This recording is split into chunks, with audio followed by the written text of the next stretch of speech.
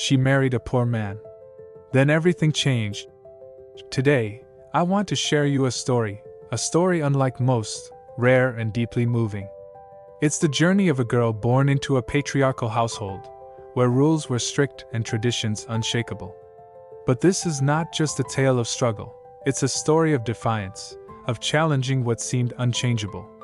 It's about breaking the silence, rewriting norms, and finding light in the darkest corners. Sarah was born and grew up in London.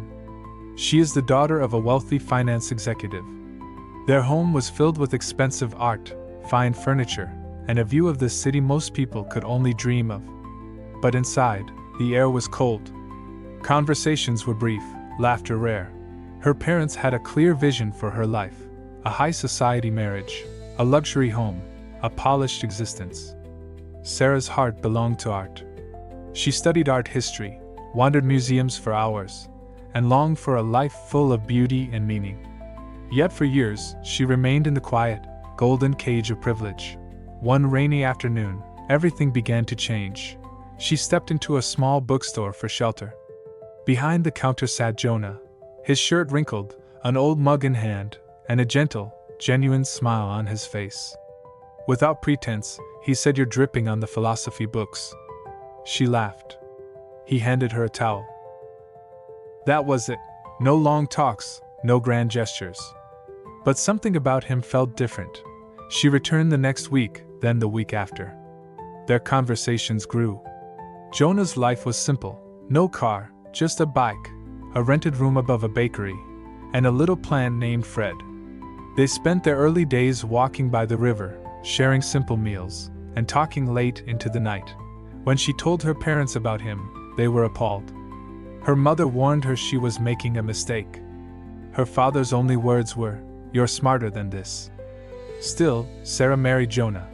Their wedding was small, held in a park. She wore an old dress, he wore a second-hand suit. It rained, and Jonah joked that they were officially washed clean. They moved into his tiny apartment, gave up luxuries, and built a life out of little joys: pasta dinners, mended sinks, painted walls, and laughter that warmed the winter cold. For a while, life was perfect. But soon, Sarah noticed changes. Jonah began disappearing late at night and returning early in the morning with small injuries he brushed off. Phone calls came in whispers, always answered outside. He became quieter, more distant. One night, she followed him. She trailed his bike through quiet streets to a gated neighborhood of grand mansions. Hidden in the shadows, she watched him slip through a side entrance, like he had done it many times before. He stayed inside for hours. The next morning, she confronted him.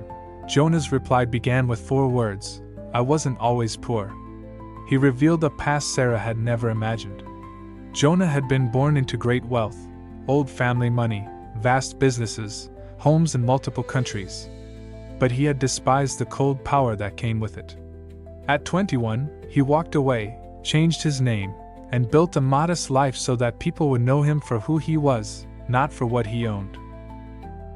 The late-night trips, quiet visits to resolve lingering family matters, the whispered calls, conversations to keep their life simple and separate from that world.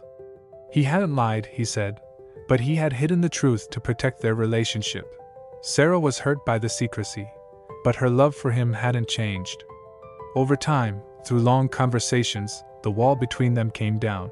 Jonah never returned to his old life, but he stopped hiding. With care, he used some of his resources to buy the bookstore where they had met, turning it into a reading center for children.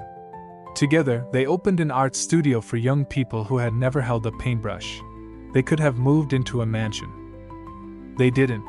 They could have filled their lives with luxury. They chose not to. They stayed in their small apartment, repaired its broken windows, and planted flowers on the fire escape. In the end, Sarah understood. She had not married a poor man.